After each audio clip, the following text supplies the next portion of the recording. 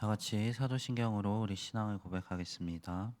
전능하사 천지를 만드신 하나님 아버지를 내가 믿사오며 그 외아들 우리 주 예수 그리스도를 믿사오니 이는 성령으로 잉태하사 동정녀 마리아에게 나시고 본디오 빌라도에게 고난을 받으사 십자가에 못 박혀 죽으시고 장사한 지 사흘 만에 죽은 자 가운데서 다시 살아나시며 하늘에 오르사 전능하신 하나님 우편에 앉아 계시다가 저리로서 산자와 죽은 자를 심판하러 오시리라.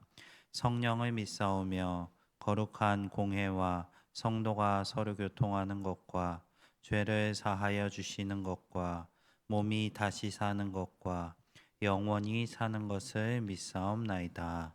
아멘. 다 같이 찬송가 337장 함께 찬송하시겠습니다. 찬송가 337장입니다.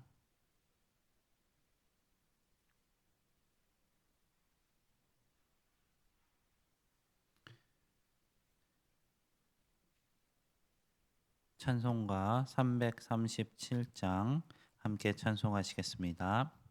내 모든 시험 무거운 짐을 주 예수 앞에 아뢰이면 근심에 쌓인 날 돌아보사 내 근심 모두 맡으시네. 무거운 짐을 나 홀로 지고 견디다 못해 쓰러질 때 불쌍히 여겨 구원해 주리. 은혜의 주님 오직 예수.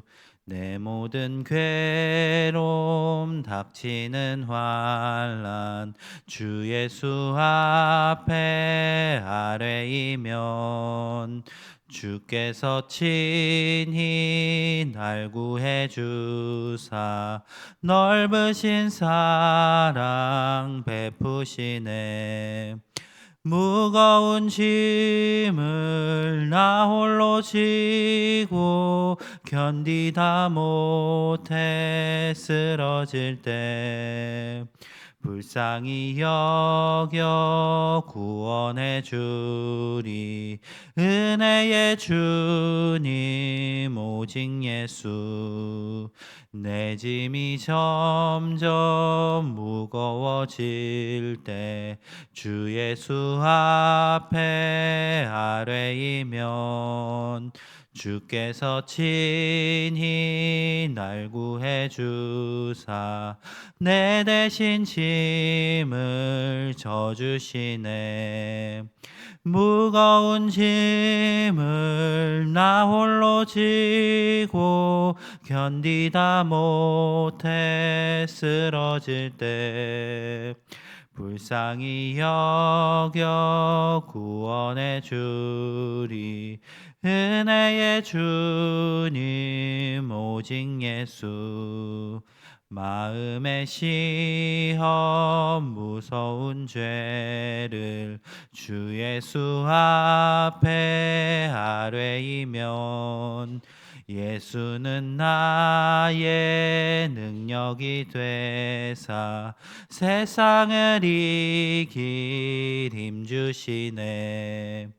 무거운 짐을 나 홀로 지고 견디다 못해 쓰러질 때 불쌍히 여겨 구원해 주리.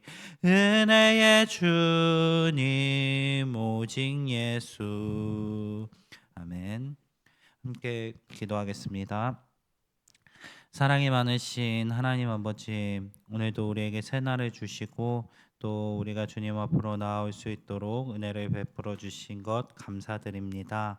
하나님, 오늘도 주님의 은혜 안에 거하게 하시옵시고 우리를 인도하시는 주님의 선하신 손길을 믿으며 걸어가는 성도 되게 하여 주시옵소서. 하나님, 이 새벽 주님 앞에 나오며 예물 올려드린 손길이 있습니다. 이 예물을 기쁘게 받으시옵시고 그 삶의 모든 것이 주의 은혜임을 기억하며 걸어가는 이 가정 위에 더욱더 큰 은혜를 더하여 주시옵소서. 하나님, 오늘도 주의 말씀을 봅니다. 주님의 말씀을 의지하며 살아가게 하시옵시고 하나님의 은혜 가운데 거하는 것을 기억하며 주님의 선하심을 따라 걸어가는 성도 되게 하여 주시옵소서. 인도하실 것 믿사오며 살아계신 예수 그리스도 이름으로 기도드립니다. 아멘. 오늘 함께 보실 말씀 요한복음 11장 1절부터 16절 말씀입니다. 요한복음 11장 1절부터 16절 말씀. 본문은 16절까지인데 우리 함께 보실 말씀은 6절까지만 함께 보도록 하겠습니다. 7절까지 함께 보겠습니다. 요한복음 11장 1절부터 7절까지 말씀만 함께 보도록 하겠습니다. 요한복음 11장 1절부터 7절 말씀 함께 교독하겠습니다.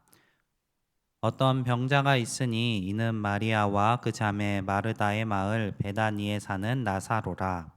이 마리아는 향유를 주께 붓고 머리털로 주의 발을 닦던 자요, 병든 나사로는 그의 오라버니더라.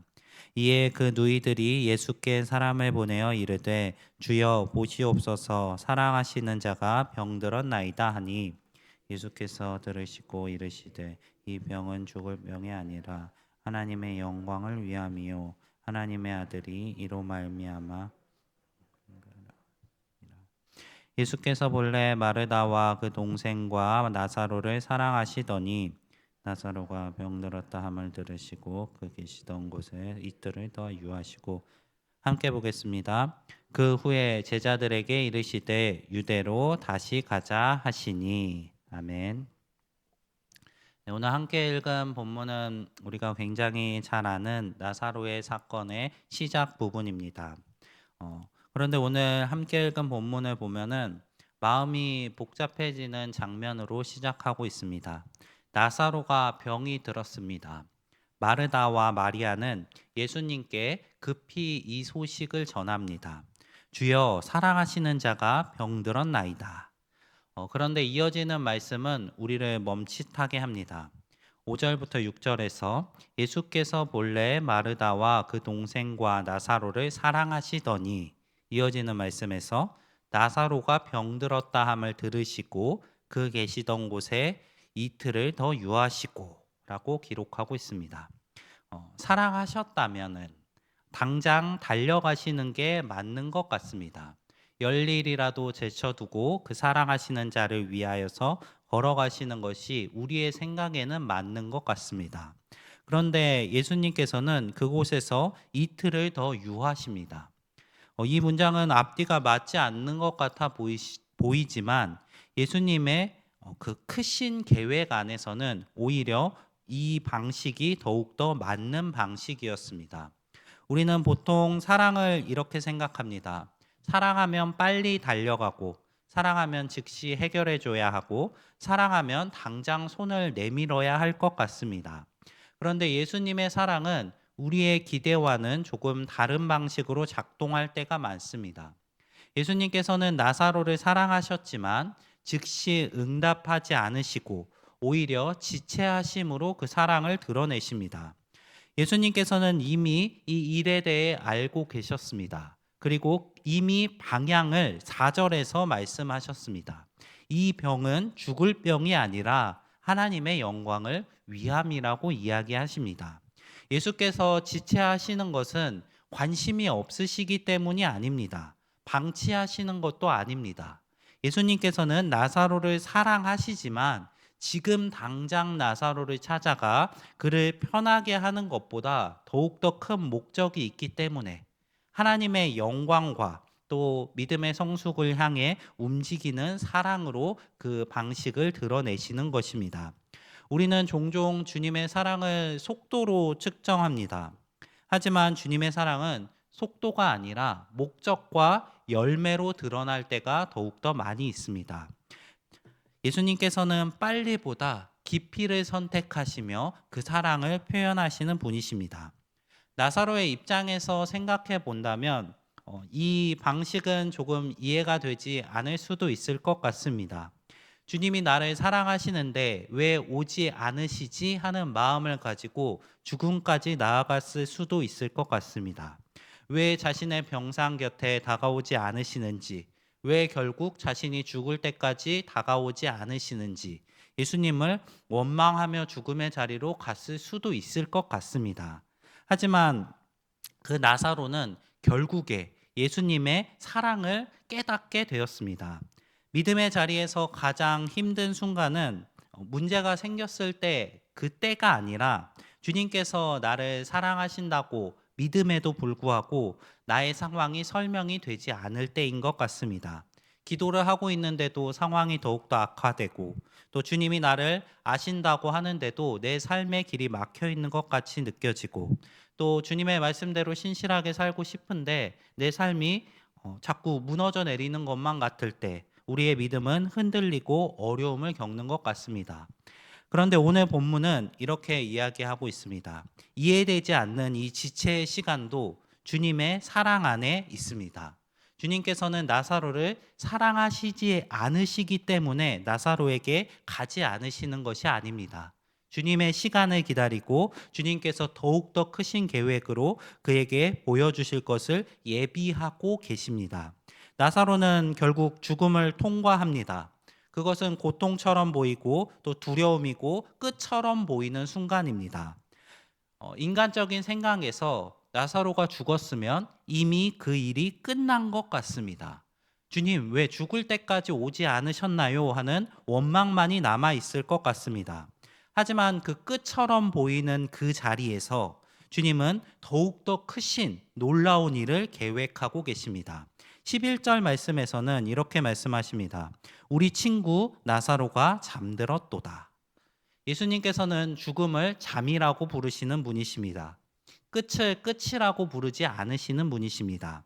우리의 생각으로 상황을 판단할 때는 이해되지 않는 그 순간조차 하나님의 계획 아래 있고 주님의 크신 손길 아래 있습니다.